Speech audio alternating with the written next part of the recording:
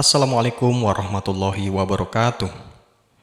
Sobat Qadar yang dimuliakan Allah, jumpa lagi dengan kami di channel Qadar Media.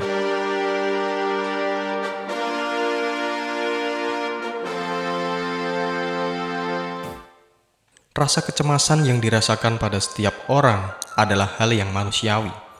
Akibatnya sering memikirkan hal-hal yang belum terjadi atau cemas akan masa depan. Fase tersebut tentunya dapat berdampak negatif, di antaranya mempunyai sikap pesimis dalam hidup, bahkan selalu merasa terombang-ambing dalam hal finansial. Siklus kehidupan manusia tentunya mengalami proses perkembangan tak hanya dari segi fisik, tapi juga dari sisi psikologis. Tidak heran bila quarter life crisis dialami oleh semua orang, terutama remaja dalam fase pertumbuhannya. Quarter life crisis merupakan perasaan khawatir, cemas, dan bingung yang muncul pada diri seseorang yang disebabkan oleh ketidakpastian kehidupan yang akan datang. Lebih jelas lagi bahwa quarter life crisis artinya krisis seperempat abad. Istilah ini khas dalam psikologi, dengan merujuk pada keadaan emosional yang umumnya telah dialami oleh orang-orang yang berusia 20-an hingga 30-an tahun. Di antara cirinya sering merasa khawatir, gelisah, keraguan terhadap kemampuan diri sendiri, bahkan yang sering terjadi adalah kebingungan dalam menentukan arah hidup. Dalam hal ini, quarter life crisis hakikatnya ada sisi positifnya juga, karena jika saja fase quarter life crisis ini dihilangkan, maka dapat mengakibatkan ketiadaan dalam kehati-hatian, sehingga menghasilkan kecerobohan dalam mengambil keputusan atau menentukan arah hidup. Yang perlu untuk dilakukan adalah tidak perlu membesar-besarkan rasa kekhawatiran atau ketakutan tersebut. Kendati demikian, di era gemuran sosmed sekarang juga salah satu faktor terbentuknya quarter life crisis.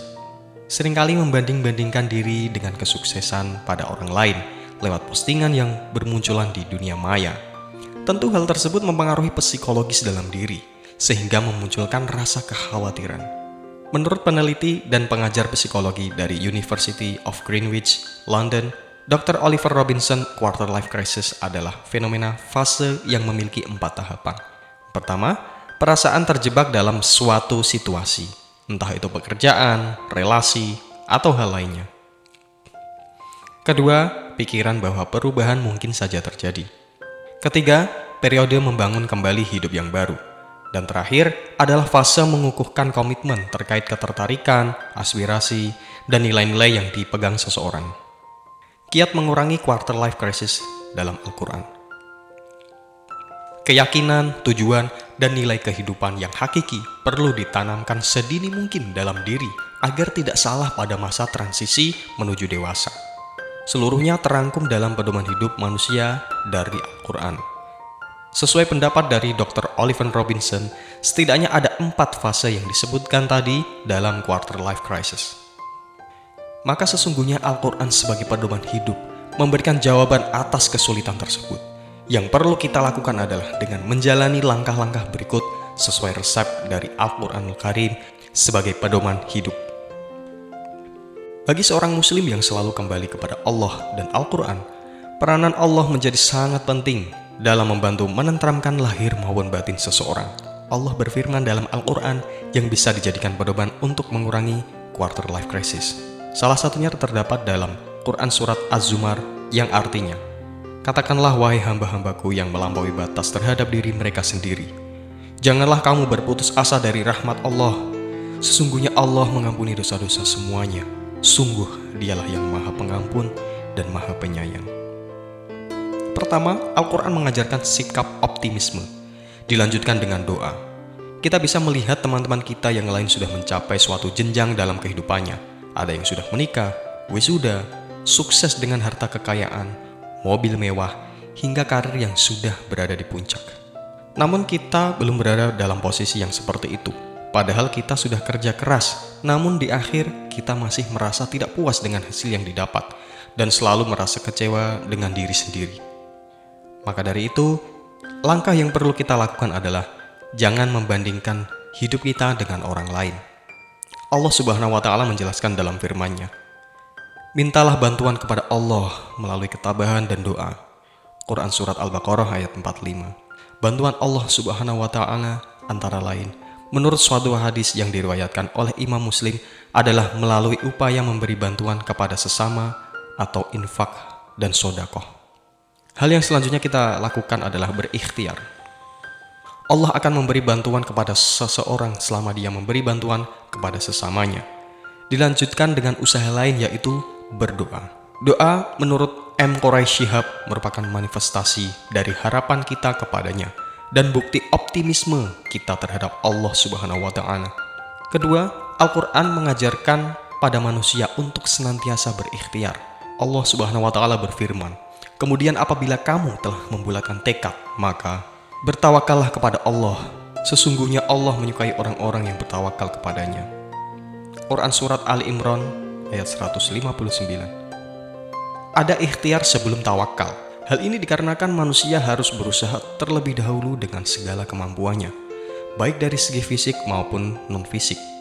Allah Subhanahu wa Ta'ala berfirman, "Sesungguhnya Allah tidak akan merubah suatu kaum sehingga mereka mengubah keadaan yang ada pada diri mereka sendiri." Quran Surat Ar-Ra'd ayat 11. Jadi langkah kita setelah berikhtiar dan berdoa adalah bertawakal kepada Allah. Merujuk pada ayat di atas, dalam menjalani kehidupan kita harus berikhtiar atau berusaha untuk mendapatkan kehidupan yang lebih baik lagi. Berikhtiar adalah wajib bagi setiap manusia dalam upaya untuk mencapai segala yang diinginkannya. Selain dalil tawakal tersebut, Rasulullah SAW pernah bersabda demikian, "Seandainya kalian bertawakal kepada Allah dengan sebenar-benar tawakal, maka Allah akan memberi rezeki kalian sebagaimana Allah memberi rezeki burung pergi pagi hari dalam keadaan lapar dan kembali dalam keadaan kenyang." Al-Quran sebagai pedoman hidup mengajarkan pada manusia untuk bersabar, bersyukur, dan ikhlas. Kesabaran adalah salah satu poin yang paling utama dalam menjalani kehidupan. Sabar perlu dilakukan dalam menghadapi cobaan dan sabar ketika berada dalam kenikmatan yang terkadang membuat kita bisa jatuh karena lalai. Nabi Muhammad SAW bersabda yang diriwayatkan oleh Bukhari dan Muslim, "Hakikat kesabaran atau kesempurnaan dinilai pada saat-saat pertama dari kedatangan malapetaka, bukan setelah berlalu sekian waktu." Jika masih juga hidup tidak sesuai dengan yang kita harapkan, tetaplah bersabar karena semua ada waktunya. Sebagai contoh dari kisah Ibnu Hajar yang menimba ilmu dengan waktu yang lama, tetapi masih belum bisa seperti apa yang diharapkan. Suatu ketika melihat sebuah batu yang keras yang ditetesi air sedikit demi sedikit. Kemudian batu tersebut dapat berlubang akibat dari tetesan air. Dari fenomena itu, Ibnu Hajar sontak berpikir bahwa betapapun kerasnya sesuatu yang dilakukan apabila diasah terus-menerus akan menjadi lunak.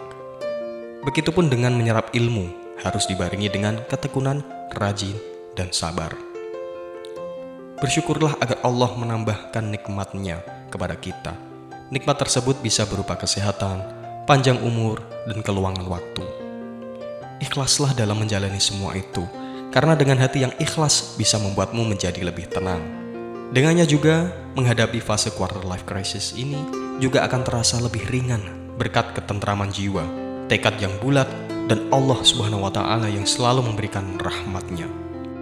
Sebagai penutup, Allah Subhanahu wa Ta'ala berfirman di Quran Surat Al-Baqarah ayat 155, "Dan kami pasti akan menguji kamu dengan sedikit ketakutan, kelaparan, kekurangan harta, jiwa, dan buah-buahan. Dan sampaikanlah kabar gembira kepada orang-orang yang sabar."